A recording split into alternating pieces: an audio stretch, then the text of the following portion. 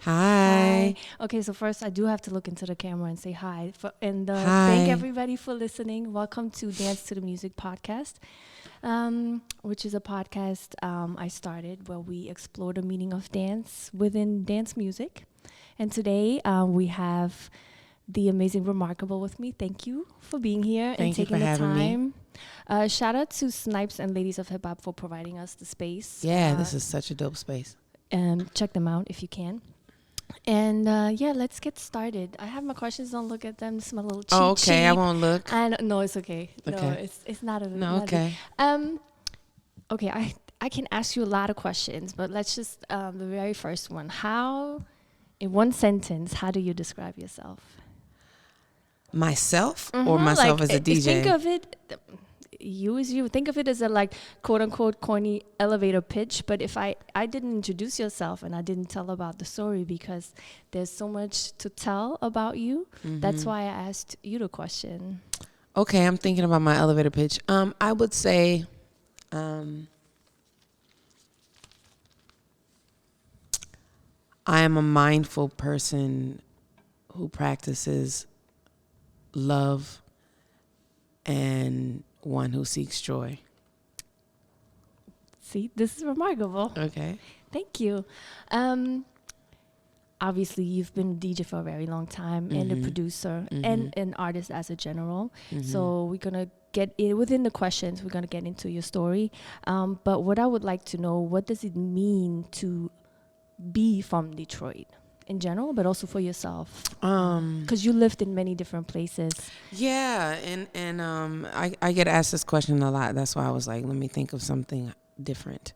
What does it mean to be from Detroit? It means you are a holder of legacy that expands much further than you can imagine.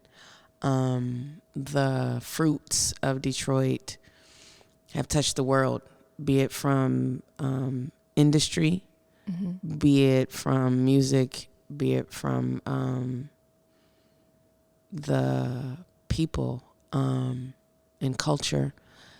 And American history is just so much a part of Detroit. So it's just like a crazy legacy, you know, from the Great Migration to the Ford plant to Motown to techno. I mean, it's endless. To rock and roll, actually, to jazz. There's so much there, you know. So much is from Detroit, and there's just a pride, you know. There's so many things to be prideful about, and it's a special place. How does it feel to because you travel so much and be at so many different places with music? How does it feel to rep Detroit wherever you go? Same, you know, like I have a lot on my shoulders. I have a lot to live up to. I also feel energized by it. And I feel like it gives me an edge, and I think it gives me like a credit card to do whatever I want, you know, and dare somebody to say something, you know what I mean? Yeah. And it allows me to be a weirdo, you know, or to be special, I should say, because I think a lot of Detroit's legacy is about its specialness of its people, you know, is about the specialness of its people. You know, just techno in general is like a black nerd music, you know, and I've always been a black nerd, I guess you can say, and so it really influences, you know, how I play and influences how I walk in the world, especially as a DJ. So, all right, amazing. We spoken on back in pandemic days on Instagram, and I wanted to ask you, how has your perception of DJing changed within the last 3 years? How was it before 2020, and then how through obviously the last 3 years? How do you feel about the craft, if it has changed for you, I don't know, in the industry since the last couple of years? Well, prior to the pandemic, I think folks were focused on hitting people hard and fast. Because we had all the time in the world. No one cared, you know? So it was like, let me hit these people quick and just smash in and cram in as much as I can. So you saw people, especially in the past 10, 15 years, DJs started, especially in New York, playing songs a lot shorter. And just throwing in more finesse and quick-witted tricks, essentially. And our ears got trained for that. And I think during the pandemic, everything slowed down and people started spending more time with their craft. And at least for what I've witnessed, people have spent more time with their craft. People's skills are a lot sharper. Their knives are a lot sharper. Because they've had time to sit with, well, I'll speak for myself, actually. When I was DJing during the pandemic, I think my skills got sharpened again because I started enjoying music more, because I had more time with it, and because I didn't have the pressure of an audience physically in front of me, feeling everyone's frequencies, and the person over here falling and slipping, and the person over here drunk, person over here tipping something near my mixer, somebody tapping me for a song request, or a fight breaking out, whatever the case. Like, I didn't have all the chaos, so I got to really sit with my music and hope that someone was feeling me. And it really got me to tap into the beginnings of my career, where I was so in love with the craft, and I would spend time with music, and I would spend time with doing cool transitions, and just playing out ideas, and it just gave me a hunger. I really lived into my hunger when I was first starting to DJ, and I think that helped me to separate myself from the rest. And I think prior to the pandemic, I was in a state of constantly trying to keep up. And I think my work was impactful. I wouldn't have made it this far if it wasn't impactful. But I know for myself, I was trying to keep up with the norms. Trying to stay different, of course, but always feeling pressure to constantly excite folks instead of having the energy or the mind state to bless folks, Yeah. Because sometimes people don't need that pow, pow, pow. They need, like, someone to pay attention to their chakras. You know what I mean? Yeah. And I think that really helped me during the pandemic, and I noticed it changed my focus. Also during the pandemic, right before the pandemic, I had decided to stop playing open format and to concentrate solely on house and techno. Okay. And I think the time off from working constantly during the pandemic helped me to realize that's where I should stay. Because prior to the pandemic, I had to do that because I needed to pay bills. I needed to work. I needed to stay in people's faces. You know what I mean? And it really shifted the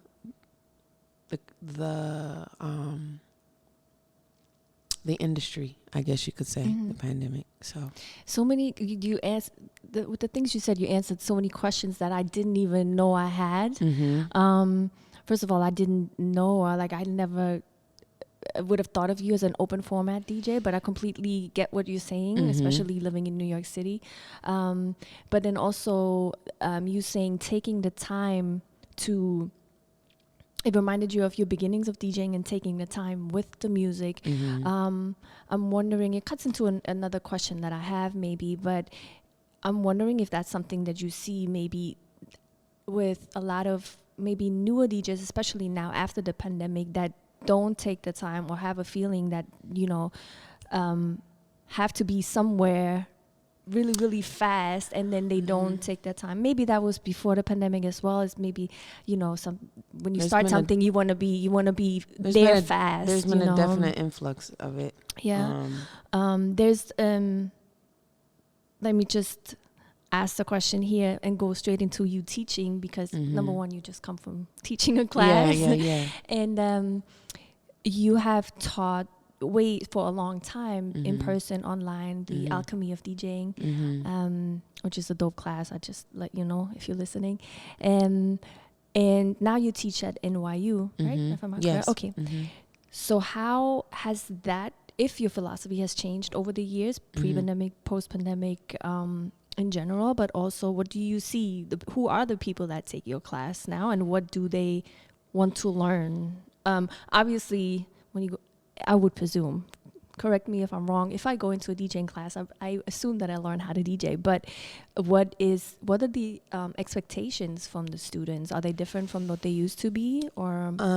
You had a few parters there, so I'm going to try to touch on them. Yeah. So I've been teaching the same exact curriculum for 13 years. Wow. Okay. And this is a definite case of master manifestation, because I designed the class to be a collegiate class anyway, because I always saw that this was higher learning, because of the perspective I take in not welcoming, because this is definitely a gatekeeping situation. Because I saw the class was created because I saw an influx of DJs with the creation or popularity of Serato. It made the craft accessible. And at that point, I had been DJing for 13 years. So I felt like you can't just walk into this like this. Talk about it. You know what I mean? Like, who do you think you are just because you know how to make a playlist? That doesn't make you a DJ. And so I had moved to Puerto Rico to take some time off from New York. Went and stayed with my family in Puerto Rico for about 6 months, and I really sat and I thought about why people can't just walk into this.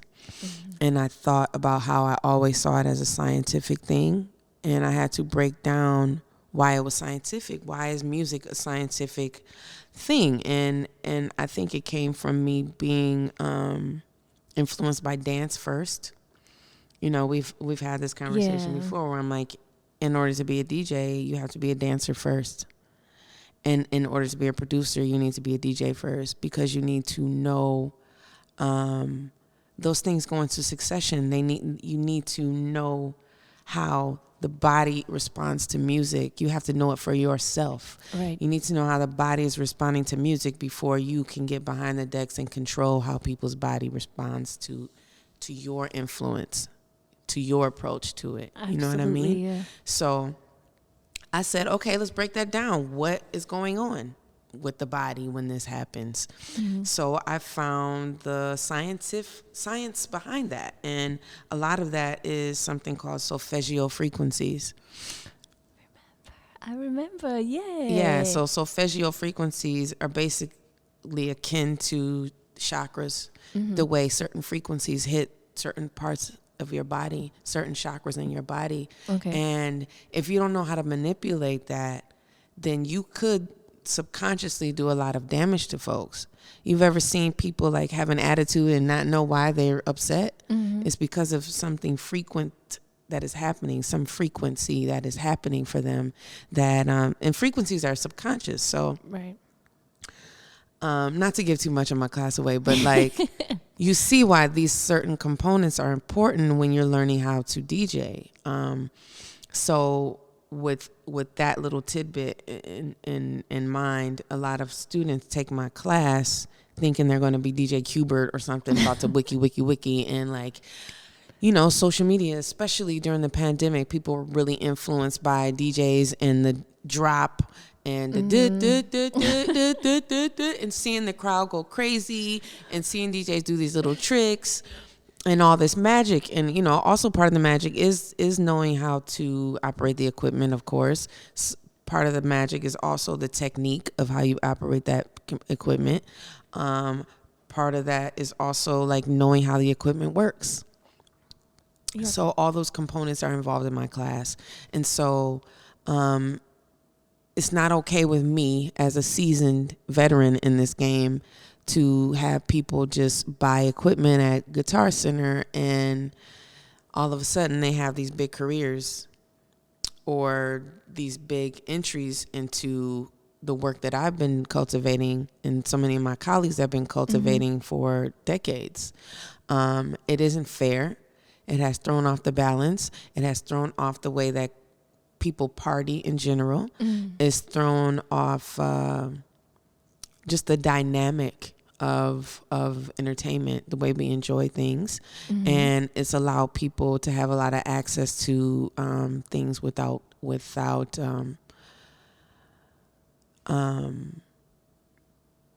the work, undeserved privilege. That exactly, yeah. And so a lot of us are upset about that, and we vocalize it. People pontificate all on Twitter and all this kind of stuff about it, but it really does come to that. Like, y'all people changed the industry for us. You also changed the way that I get work, because you don't have a experience. You'll work for cheaper. And the promoters will give you the gig over giving it to me because they want more money for themselves. But it also changes the experience for the party goers, and then the party goers don't have any other options, so they just acclimate to it. And the trickle down theory. Yeah. See, oh my God. So that's why. Sad outlook, right there. So fast forward through all that. I was teaching my class privately, and then I started doing lectures in universities and museums and all over the world. Actually, it became like a little thing that either you knew I did it or you didn't. And if you did, you would invite me somewhere, and I've been teaching it and lecturing all over the place. And so I was doing a number of lectures at NYU, and one of my dear friends, is a department head at NYU, and really advocated for me because I think it was something that they were already considering.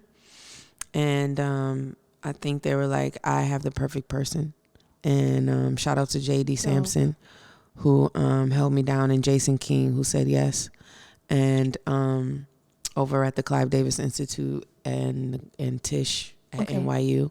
And so I've been really welcomed, and I'm in my second semester, just wrapping up my second semester at NYU. And I do have hopes to expound on it, because this is something that is truly needed. And I can't be the only voice. I would like to have a major voice in it, but I can't be the only voice. I can't do it by myself. The demand is too great. That's interesting. I think it's great that there is a great demand, right? But I also think it's interesting because there's a bunch of, DJ schools, I guess, whatever you want to call it, before that, or they're still here. And then with technology and with everything that you just spoke about, it's very, very simple to pick up a controller. And with the technology, whether you think that's good or bad, I want to say you can teach yourself, but it's really simple to just hit the button and find the tracks and mix those two tracks, right? It is. So with that, I think it's still good for you when I hear you say that there is a great demand for classes like that, or for the interest is there. Well, I will say that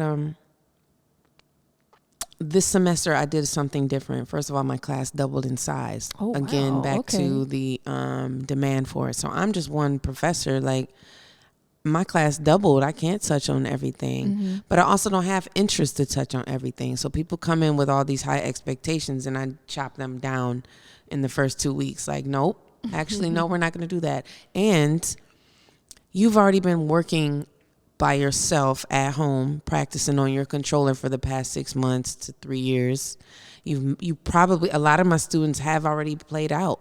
You know what I mean? But they realize they don't know what they're doing, or they want to take a class so they can flex. I've seen all of this kind of stuff, and it's interesting to see them humbled, and realize there's so much more to learn about this, and there's a deeper understanding that they need to learn. So what I've done this semester is I've told them to I've made practice time a part of their grade. So they have. Okay. I also upped the equipment ante in the building. So I have a budget where I could ask for things and they could get it. So they have state-of-the-art equipment at their leisure, and they just need to take the practice time, schedule the practice time, and do it. And I have a way to see if they're actually doing it. Oh, good. And I also am grading them on that. That's part of it. because part of this alchemy, part of this work, part of this science is practice, making it a muscle memory. And so I wanted to have that in their brain. And also I'm like, I'm not going to teach you these little cool things you want to ask me. Go on YouTube because you're going to do that anyway.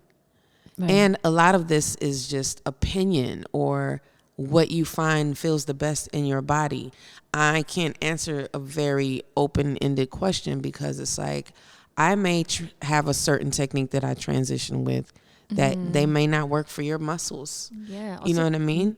Depending on what kind of music you play. I'm assuming everybody plays different or likes different They music. do. I've heard, which is kind of cool for me because I'm keeping up, you know? Yeah. They make me keep up. But yes, because of that, different genres call for different things. Like hip hop has a definite set of rules, you know, but at the same time, there are no rules, right? Yeah. You know, but historically or with the legacy of hip hop, I think there's certain rules involved with it. But, you know, we could go on and on and on and on and on about this. But yeah, I'm seeing a bigger demand for it, and I'm seeing people have these expectations because of what they see, you know. So they are expecting to be a professional DJ and like in a short amount of time? Or like, absolutely. How many semesters do I have to take before? I'm just interested. How many well, this is like a one class offering at NYU now. I'm working to make it be a department. I want it to be a department. But I also think that I've noticed that some of the students in the beginning want the class to be like a trade show, like a demo show. Like I'm just going to be doing tricks all for 3 hours or something. Oh, wow. You can definitely go on YouTube for that. Which is why I'm like, no, I'm not going to teach you that. Nope. If it comes up, it comes up. But before you leave, you will know the fundamentals where you can take things a step further, where you're set up for success to take things a step further and become this also, I think it's DJ important, that does all these tricks. Yeah, when you want to learn more, you have to know what you're even looking for. If you just looking for the tricks, then that's okay. You can learn these and that be eventually impressive or whoever. But then what's next? You, like you said, you wouldn't know the fundamentals, and then you don't really know how to look further or improve in your craft. Absolutely. Back to what you earlier just mentioned, and which is one of my, I think I quoted you also on this, my favorite thing that you said, from dancer to DJ to producer. How do you, or I don't know, if you differentiate these roles? I can imagine it to be, like, how do you're a producer as well. How do you say, oh, today I'm going to make this track, or I have to make this track. Today I'm going to be the producer, but tomorrow I have to go back playing a gig. They're very related and obviously maneuver in the same field, but I can imagine it being maybe not difficult, but it requires a different mindset for each role. Well, so you're how absolutely do you right. Well, navigate that? Well, it's two things for me. To what you said. Number one, excuse me. I feel like not for nothing, they all go hand in hand. And when I speak about the succession of your arrival at those things, I think that is important. But once you have arrived at all those things, you'll see how they all come together. Perfect example, today I'm in class teaching, and I'm showing a student they wanted to learn how to do cold starts, how to slam something in, how to slam a song, like a portion, like perfect example. I was doing a mix of I Can't Feel My Face by The Weeknd, and a student asked me about how he really wanted to play Never Too Much, which I thought was kind of cool by Luther, right? And I'm like, oh God, that's like a Brooklyn 30, like the Brooklyn 30 I used to call like all the songs you would hear at every single party. But I was like, okay, let's go, because I've done this mix a million times. They were fascinated by the slamming in. But I forgot what was my... okay, yeah. How they all come together. Yeah. So I was like, think of yourself as a producer when you're doing this. You have to listen to those horns coming in, those chords and those horns coming in, and how they land with his voice and how they land with the break in the song of I Can't Feel My Face, you know?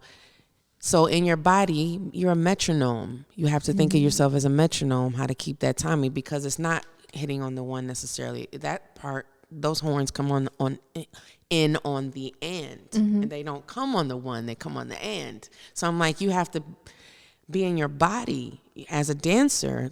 So I made everybody bop around to it. And I was like, okay, this is exactly part of it. And the production element comes in too, because like, as a producer, where would you bring in these horns? You know, and the DJ is technically doing it. So they all go hand in hand.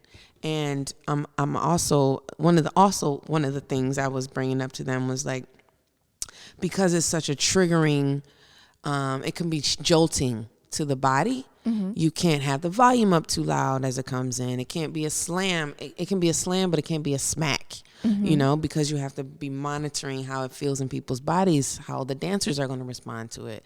If they're like, holy crap, what's over here? Where did these horns come? You know, it's going to be a problem. But if you're a producer, you know how to think of yourself as a producer and keeping the levels together so it won't hurt the dancers subconsciously and physically. Okay, so you explained to me now as how you think as a producer when you DJing, and what is it vice versa? I'm assuming is it similar that when you make a track and you think of how it sounds when you play it, and how do you think of, oh, this is for the dancers, or like, oh, this is gonna make people move, or absolutely. First off, I'm only thinking about the dancers as my goal, how to bless the dancers, right? But in order to do that, I have to set the DJ up for success. So I have to make things, as they say, DJ friendly, meaning I have to have a great intro. I have to have a great outro. I have to have a great transitions, breaks. I have to have proper phrasing. I shouldn't do things like change the tempo where it will jolt the DJ who will jolt the dancers. You know what I mean? Where I drop the vocals in, if there's vocals, or the sample, like all of those things matter. So I'm setting the DJ up. So I make songs that are DJ friendly.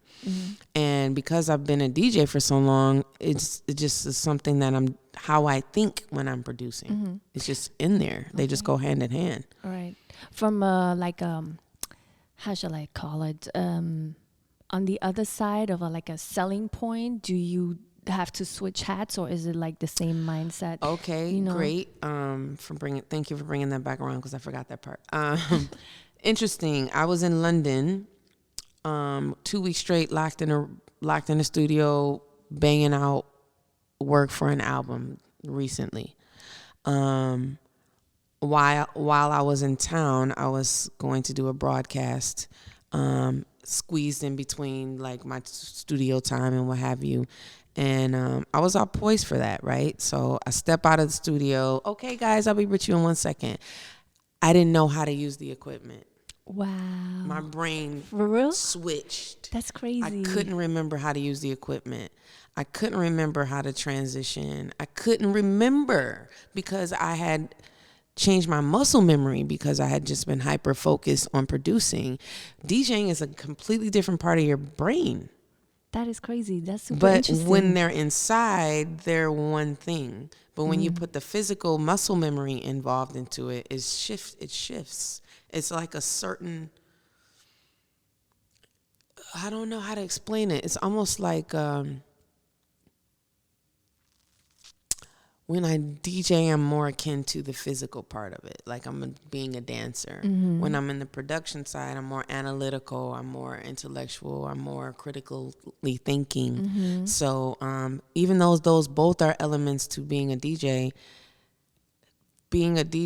the way I was needed to play, it was more like I needed to be a dancer, and I was being a nerd all week.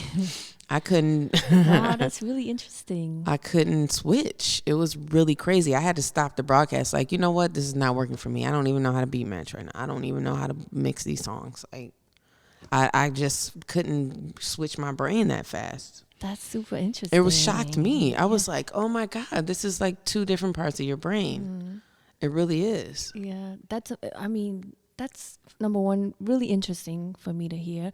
But then I also think of like musicians, not just house producers, but just musicians, where you always hear stories like, oh, you know, we basically in the studio 24/7 and we don't do anything else, because I'm assuming your brain just is in that mode and nothing else. And it really hit me, like, that's exactly why so many, especially house DJs, go on tour. House DJs that are producers go on tour, and they just need to tour. They can't be producing music all the time. Like, there's been a certain producer who I was waiting to finish a track that we did together for like almost 2 years, but he was on the road that whole time. And when he was home, of course, he would be taking his downtime, and I can see now why he could never finish it. I really was like, you know what? I can't even be mad at him no more, because I totally get it. Yeah, for somebody on the outside, whether you're not a DJ or not a producer, it's really hard to imagine the process. Or you know, Of you course. think like, oh, that's just like one songs you did. You can just do everything on the computer now. It must be, you know, like easy as 1, 2, 3. But the mental aspect of it and what you go through, it's amazing. Crazy. It is. It is. I'm grateful. I'm learning how to finesse. I'm still learning, but yeah. So now when I talk about DJing, that is really interesting, but I was wondering, how do you prepare yourself for DJ gigs mentally? And how does it, for example, what do you think 2 hours before the gig? I was like, oh, I have to go, or like you're on your way already. And then how is it different from what goes on in your head right before you go on stage, or you step on the on the CDJs? Or I whatever? get asked that often. I mean, Really? Oh, damn, no. no, I mean, I'm it just is a unique curious. question, but I've been asked it before, I should say. Not often, but wow. Things have changed over the years for me. Now I don't let myself get excited. You know, like I'm about to do movement. People keep asking, are you excited for movement? I'm like, I don't even know what I'm playing yet. You know, I have started one thing I will say for prep is when I want to play a party or an event, I make a playlist. This is how I manifest. I start making a playlist like I am going to play it. Even before you have a gig? Interesting. If I want to play something. Okay, give me the whole manifestation. If I want to play, tutorial. if I want, like I've had my movement crate since last year's when the last year's movement ended. I was like, okay, I'm ready to play movement. And I started making a crate. And so, and then I got asked, blah, blah, blah. That's not the first time at all. But because I visualize it, I don't let myself feel it in my body, because I need to reserve that for the audience. I need to reserve that excitement. Because when I'm excited about the good time, I'm very physical with it, and it's very palpable. People can feel that. And I want to give that to my audience. But if I'm like, woohoo, I can't wait, ooh, I blow my wad too early. Yeah. You know what I mean? It's almost like, you may have heard this before about folks that talk about manifestations, like stop telling people your business, because it's like, it's undeserved celebration, you know? Yeah. So I don't let myself get excited anymore.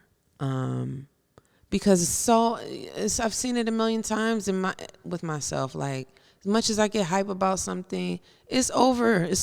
Next thing you know, it's over. Yeah, it goes over really fast. It's like all this energy for this thing that's over. You know, you get all this build up for something that's going to be over in 2 seconds. Like, I don't blow my wad anymore. So let's say my gig is at 10. I have to be at the club at 10.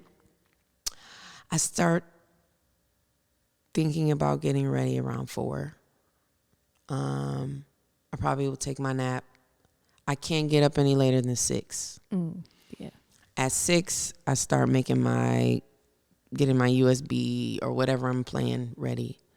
And then I bounce everything, and then I get in the shower, and then I travel to the gig, get ready, and then I travel to the gig. And then I come early, always come early before my set. I'm not one of the people that walk in from the cab and start playing. That's so disrespectful to me, because you need to contribute to the vibe.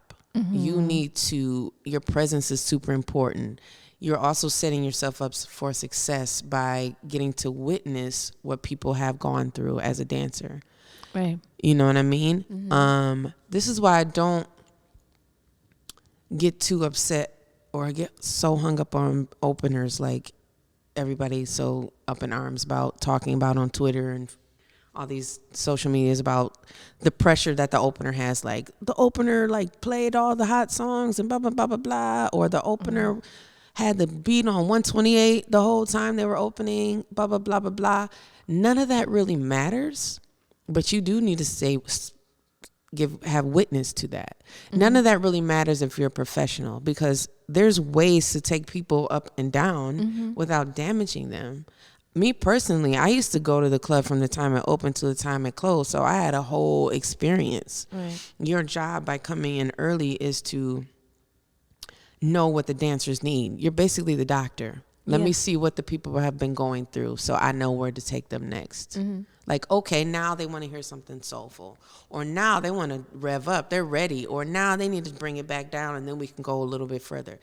I don't get caught up with that stuff, but I do need to assess where people are. So that is my ritual, I guess you could say, for getting ready or how I approach my gigs or how I start getting ready. Did that answer your question? Yeah, no, I feel like does. I went all around. No. I just, and it's different for everybody, obviously. And then the next question would be tied right into it, and you kind of answered it a little bit already. But and I know you, so I know the direction of the answer. But how do you see the connection between the dance floor and the DJ booth?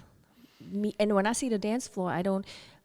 Yes, the dancers, but also some people don't dance. Not they. Maybe people they on the dance, other side of the booth. But sometimes they don't, or I would consider myself as a dancer, but sometimes I don't have the energy, or like I really enjoy being there, but you don't get much more as a little soul shimmy, you know. And there's people that feel the music differently, obviously. So just the connection between what is going on this side and going on behind. Or not behind the booth, but from your perspective, and what is the importance that you're looking for? Well, for one, I think it is important to talk about the DJ booth because we see a lot on social media, these DJ booths with 45 people in the DJ booth, and people in the audience are focused like they're watching TV. Yes, you know what I mean? And they're looking at that party instead of being at their party, And so for me, I don't like people behind me. It's too much energy. My focus is here. So my connection to the dance floor is, there's mad people, especially as we get older, mad people who aren't out here doing capoeira and bopping around and twerking and what have you. It's mad people like that. And that doesn't mean people aren't having a good time. But I need that. I need at least somebody doing that. So I look at that one person. Like it could be a huge club filled with people sitting in the booths, but it's 3 people on the dance floor. I need that physicality because it's a tuning fork for me. It's like I'm focusing on them. I'm going to play for them because they become the tuning fork, and it ripples out to everyone. The frequency ripples out to everyone. If my dance floor is empty, I don't know what to do. I just don't know how to operate. I remember you posting a meme, or one of the many memes, where somebody was saying, dance for me, and you was like, this is whatever, this is how I am on the dance floor. It's interesting. Yeah, you want people to dance. As a DJ, that's your goal, right? But sometimes you kind of like, I guess y'all don't want to dance to this. Maybe you want something else. But and so that will influence me. Like, okay, I need people to dance. I'm not satisfied until somebody is losing it. So you heard it. If you are at a Rimarkable party, just make sure you do something. Lift a leg. Lift the leg. Bop to and fro. Well, I need the tuning fork. You know what I mean? Because I never want to be in a position where I'm like, you know what? Forget y'all. I'm gonna play for myself. Yeah, that's the other, I guess, perspective you can say, because there's DJs like, and what side you're on, I'm not judging at all, but my goal is to make people dance, have a good time, and sometimes you catch yourself playing a song because of that, where it's like, this is not necessarily what I like, or I've heard this song a million times, but I play it because I know people need that. it. And that could be a springboard, you know what I mean? Like, okay, let me get y'all here and let me find something from my Rolodex that can bust out on you. Right, you know what I mean? Because me and DJ Reborn talk about this all the time. It's 2 for you, 3 for me. Shout out to And the DJ 3 Reborn. is not a selfish thing. It's more like, let me show you something else. Let me take you somewhere else that you didn't know you needed to go. Right. But because I've developed trust with you by playing the 2 for you, you will trust me to take you and really go somewhere else. Right. So I think that conversation, that subliminal, that subconscious conversation is important, which is also why I think it's a very selfish, my opinion is that of it being selfish to be a DJ that is not playing for their audience, that's just up there playing for themselves. Because I believe DJs are servants. We're doctors. We are doctors of music. We're doctors of spirit, because dance is a spiritual thing. Oh yeah, absolutely. So much spirituality is popping off with this subconscious conversation between the DJ and the dance floor, the dancers. And I think it's a disservice to the patient, which is the dancer, to just be giving them all kinds of weird medicine and not hitting their symptoms, you know? Yeah. This is not a trial experiment. You know what I mean? I mean, some of it is a trial experiment, but if you're not listening to the patient to understand where they might need to be healed, then you're a part of the problem. Yeah. Well said. On that note, what do you think? Because you play tiny. No, I won't say tiny. I like definitely have played tiny events, smaller venues. Let's put it that way. Sorry, I misspoke. No, I'm not mad. Smaller venues, but then also like very huge festivals, kind of situations. And I think I spoke to you about this. There's also big venues, right? That is just DJ bookings, but the venue is set up, or the event is set up where, like you just mentioned, the audience is literally just facing the DJ like at a concert. And I spoke to you about it because like it feels weird, because you want to see the people move, but not just staring at you the whole time. And obviously it's not everywhere like that, and obviously every venue calls for something different, but I definitely see a trend towards that. And my question to you is, what do you think is necessary to get people more into, get them dancing more, but I guess let them be more in the moment and not just, I don't know. No, that's perfect. I don't know the answer. You said it right. I think the biggest thing is to take away their phones or their access to the outside, or their access to being someplace other than present. You know, if you go to clubs overseas, like for instance, if you go to Berghain, which is like the quintessential like party experience, when you walk in, they put a sticker over your cameras on your phone. Oh, I didn't know that. So all you can do, and you are not allowed to take pictures. That's why, thinking about it, that's why I've never seen the inside. If you've never seen the inside of Berghain, you've only seen the outside. You can see the inside if you go online. I think the owners or something have posted pictures or something, or magazines or whatever. But you will never see that. And that is one of the most present places ever. And yes, people are still facing the DJ. I think I've always faced the DJ, or I can't say I always have, because to face the DJ, you're just standing there and you're looking up, right? But like, I've always gone to the club to dance, to boogie. And it's interesting. The first time I went to Berghain, I was in the Panorama Bar, which is where they play Moore's house. Berghain is the large part of the club where they play only techno and like really hardcore stuff. But upstairs in the Panorama Bar is where you see like Theo Parrish or Marcellus Pittman or somebody. people were looking at me like, because I was going crazy dancing. People were like, wow, like fascinated, because they're used to like taking a camera out and looking. So this was them like having a little mental camera and trying to take, not to necessarily take my energy, but to take the moment. And then you see other people that are standing there looking, watching the DJs. Then you see other people just high and bobbing around. But you will see some dancers, you know. I just think the culture of dance has shifted. Also because I don't see a lot of dancing at clubs anymore.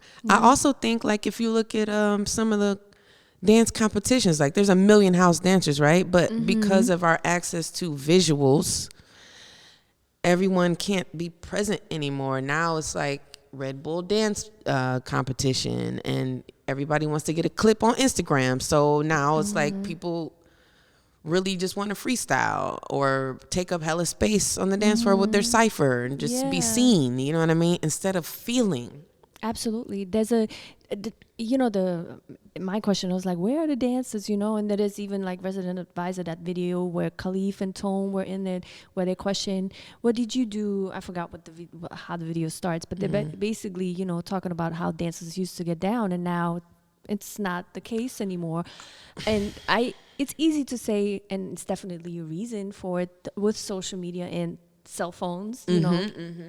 That's why a lot of venues also have this policy of like, the dance floor is for dancing. Please, if you use the phone, go to the side. And I'm always like, we didn't really need those rules. But then I'm like, yeah, okay, but we didn't also have an iPhone back then. Yeah. So it's I we can't didn't have really cameras on our phones. Blame it on like, why are you making rules, when it's like, because the people that come out now, they don't know how to operate without a phone. So yeah, I get that. Yeah, and like, I don't want to have a camera in my face when I'm DJing. Yeah. That's annoying. You know, it's already bad enough I had to do it during the pandemic by myself in my house. I don't want to go to the club and deal with that. Right. I do, not to say I don't like recognition, not to say like those moments aren't boosting my career, because they are. Like, people taking a picture, it increases my visibility, you know? But I do hope and wish that these little rules and these little things encourage the dance industry, to the nightlife industry, to shift back to how it was when people were going and using the club as a hospital, you know. Yeah, to release whatever they were and to feel good, and to, you know. And I still do have some people that come to the club and tell me they've had that experience when I've done a set. Sure. But I want everybody to have that desire to go to the club for that. Yeah, you know? I think the intent, it's a question, I guess, of intention, what people are really going out for. I think leaving your house in general is like escape, right? But like, good music is helpful, but like a lot of people don't go for the dance part though. No, unfortunately. They just want to be cute and be seen. And you know, whatever works. I'm glad that I'm doing something that makes people want to come out to a place that I am. For sure. I have 2 more questions, I think. Hit it. One is a very, this might be a very broad sounding question, but I'm still curious of how you would answer it. What does music mean to you?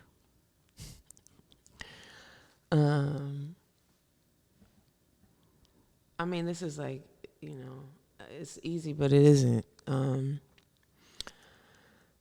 Music is the answer, right? Music is the key to my salvation. Music is everything. Music is everything. I am music. Music to me actually is the vibration of the creator. It's the ultimate vibration. Music itself is the cavity of the vibration, right? It's the ultimate cavity. It's the ultimate vessel that is the communication between me and the creator, or how I receive it, you know, is a communication between me and the creator. Just even me receiving it, how I hear a song is a communication. It's a vibration. Do you ever, sorry to, no, this just came to my head. Do you ever have a song that because it's so special to you, and that you never play out because you be like, I can't play this and share it with other people, not to share like from an egotistical point, but just like, this is so special whenever you heard it first or whatever, and it means so much to you that it's not part of your set for other people. Well, yeah, I just got reminded the other day that very question. Prince, the anniversary of Prince's death came the other day, and I was looking at like a Facebook memory or something, and it really hit me like, it's Prince for me. You'll very seldom hear me play Prince. For one, the songs that could typically work on a dance floor for a Prince song are either overplayed or played so much that they're corny to me, or songs that will work are too obscure that they may not fit. That's just off the rip. But my relationship with Prince's music, with his energy, with his spirit, is personal. It's very deeply personal to me, and I don't want to share it. I love other Prince fanatics, but I'd be like, I don't want to talk to you about him. That's my man, not my man. Like, oh, I'm sexually attracted to him. I mean, even though he was fine and sexy and all that, but he was just like mine. You know what I mean? Like, he was my childhood friend. He was a goal. You know what I mean? He was one of those special people that understood that vibration with the creator and that creative space to really make that blossom. He touched me in a lot of ways. He saved me in a lot of ways. He healed me in a lot of ways. But at the same time, it is super cool to like be in a room with people singing, B-sides. You know what I mean? That's why I used to love when the Prince days would come and people, have a good time. But sometimes it's like, be quiet. You don't know him like I know him. You know what I mean? I get very selfish with him. But so with that in mind, I guess it is egotistical, because he just feels like a family member or like just a dear, dear loved one. And I can't trust how it'll make me feel in the moment to play out. You know what I mean? Yeah. No, so it's too vulnerable, essentially. So I don't play Prince. Okay. Not very often. I will on occasion. Yeah, because I think I've heard you. Yeah, I was like, you heard me play. But have you ever heard me play before, though? No. Exactly. That fit, because I was like, this is a song that's great for this. Yeah. My last question is a short one and a fun one, I hope. Can you think of 3 tracks, no matter what it is, no matter what genre, that I can't think of another word than trigger. It's not a bad word in that sense, that remind you or trigger a memory of dance, whether that was you dancing, whether that was somebody dancing to that track, whether you played or somebody else played it, no matter when that was. And I know there's probably many, but there's a million, right? But a very important transitional time in my life was my Saturn return.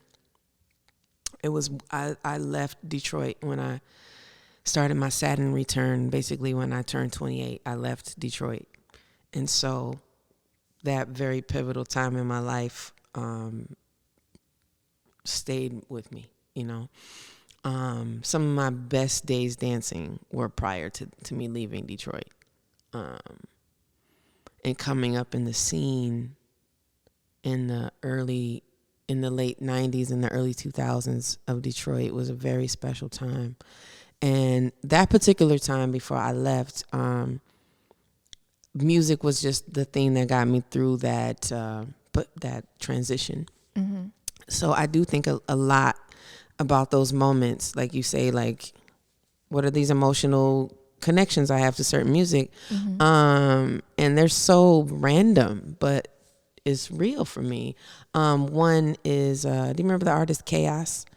I think it probably was his second album.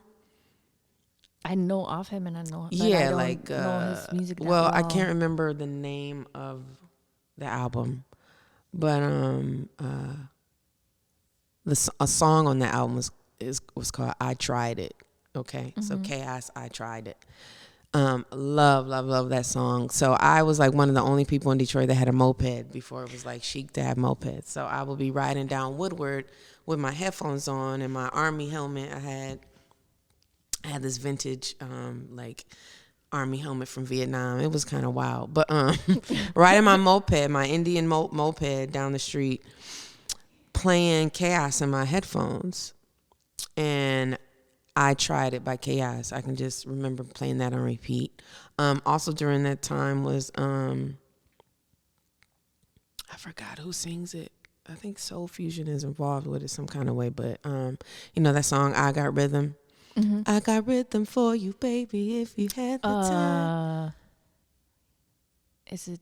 I was gonna say Raheem Devon, but I might be wrong. I can't remember. It might be but him. I definitely. But you know the song, like, right? Yeah, but it's a certain remix. I can't think of it off the top of my head. But that song, because shout out to Delano Smith and Norm Talley and Agent X Mike Clark.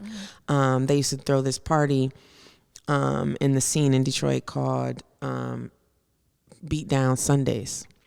Yeah, there's compilations from that party. Yeah, right? exactly. Yeah. But it used to be held at this venue called Agave, which was a Mexican restaurant. So every Sunday go to Agave and go to Beat Down Sundays, and I think it was Delano who would be playing that. And shout out to Delano. Did he play the broken beat version or the other one? He would play the one with the sounds like steel drums, kind of. Okay. You know what I'm talking about? I think so. Dun, dun, dun, dun, dun, dun, dun, dun. I have a couple of versions now. I gotta yeah, go there look is it a up. broken beat Yeah. one, but it's the one when it's like, I think that's my can the feed. DJ bring it back? And it's like a record. Yeah, that remix. So it's that version, whatever that is. This is so funny. I forgot we were in an interview. That song, Chaos, and Anything by Aretha Franklin. You know, she's another very, very, very, very, very special artist to me. Like, I was in the bed for 3 days when she died. I was devastated. She means a tremendous amount to me. But anything specifically from her rare and unreleased songs collection. It's a compilation. You can listen to it on Apple Music. You can find it a lot of places. But you got to really see and hear what she was going through. And it was just so raw and vulnerable. And those songs are really very touching and take me there emotionally. So. Well, thank you. That was kind of a broad answer, but no, but thank you for sharing, and thank you for taking the time to be here and absolutely having this anything for conversation you. And yeah, I don't know when it's gonna come out. So you want to share with us where people can find you and what you got coming up? Not like I'm playing this party tomorrow because that's gonna be but done I tell people to always look. You know, look for you. Look for me. I'm a Google away. No, I do tell people I'm a Google away. Always, you can find me on all social media platforms under I Am Rimarkable, and Rimarkable is spelled with an I, not an E.